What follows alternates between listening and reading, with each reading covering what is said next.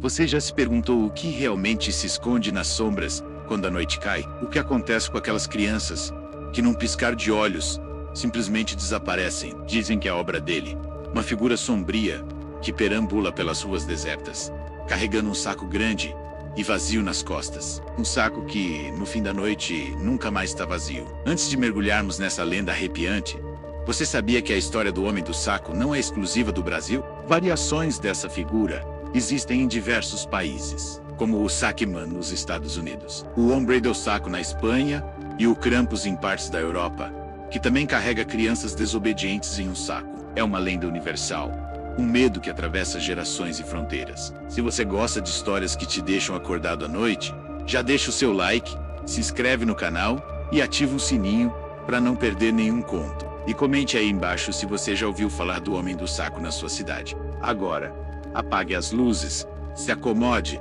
e venha comigo conhecer a história de Léo e o dia em que ele descobriu que algumas lendas são reais demais. Léo era um menino de 8 anos, daqueles com imaginação fértil e uma teimosia que testava a paciência de qualquer um. Sua mãe, Dona Clara, sempre o alertava: Léo, não brinque na rua até tarde.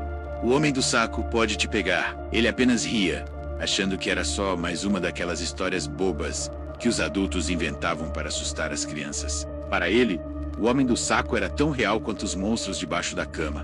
Existia apenas na escuridão da fantasia. Naquela tarde de outono, o sol pintava o céu com tons de laranja e roxo. Léo e seus amigos, Pedro e Bia, jogavam bola na rua sem saída do bairro. A regra era clara: quando o último poste de luz acendesse, era hora de voltar para casa. Mas o jogo estava bom demais.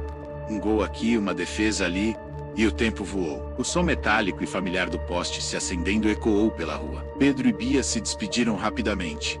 Até amanhã, Léo. Minha mãe me mata se eu chegar atrasado, gritou Bia, já correndo em direção à sua casa. Léo, no entanto, decidiu ficar mais um pouco. Só mais 5 minutinhos, pensou ele, chutando a bola contra o muro. A rua, antes cheia de risadas e gritos, agora estava mergulhada em um silêncio pesado. O único som era o da bola batendo no concreto e voltando para seus pés.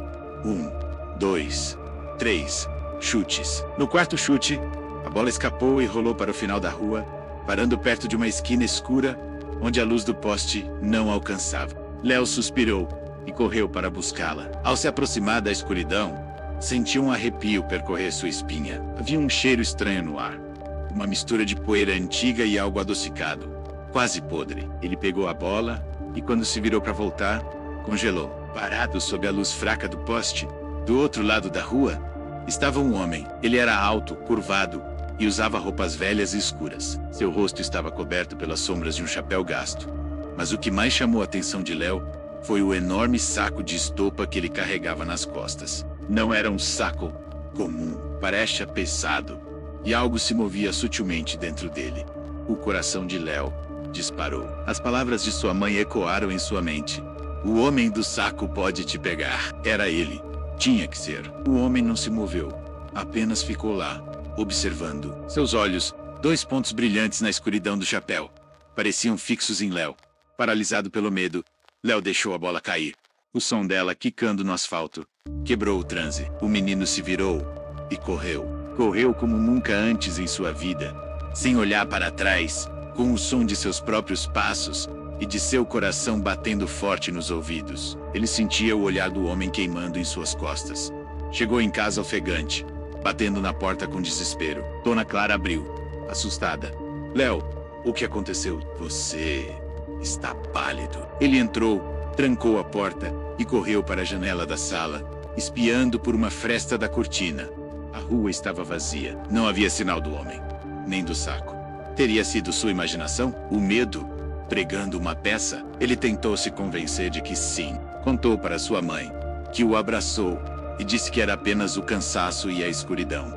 Mas Léo sabia o que tinha visto. A imagem daquele homem estava gravada em sua mente. Naquela noite, Léo mal conseguiu dormir. Cada rangido da casa, cada sombra no quarto, o fazia pular na cama. Ele se encolheu debaixo das cobertas, desejando que amanhã chegasse logo. No dia seguinte, a luz do sol trouxe uma falsa sensação de segurança. Léo tentou esquecer o ocorrido, mas uma notícia no bairro reacendeu seu pavor. Uma menina chamada Sofia, que morava a poucas ruas dali, havia desaparecido. Ela foi vista pela última vez brincando no quintal de casa, no final da tarde anterior. A polícia estava por toda parte, conversando com os vizinhos, procurando por pistas. Ninguém viu nada. Ela simplesmente sumiu. O sangue de Léo gelou. Teria sido ele, o homem com o saco.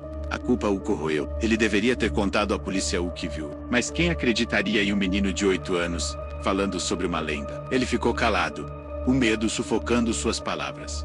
Os dias que se seguiram foram sombrios. As crianças foram proibidas de brincar na rua. O parque ficou vazio. O bairro, antes vibrante, agora era dominado pelo medo e pela desconfiança. Léo via o rosto de Sofia nos cartazes de desaparecida, espalhados pelos postes. Os mesmos postes sob os quais ele viu aquela figura assustadora. Uma semana se passou. A esperança de encontrar Sofia diminuía a cada dia. Léo, consumido pela culpa, decidiu que precisava fazer algo. Ele não podia mais guardar aquele segredo. Armado com uma lanterna e a coragem que mal sabia que tinha, ele esperou a noite cair. Quando seus pais dormiram, ele saiu silenciosamente de casa. Seu plano era arriscado.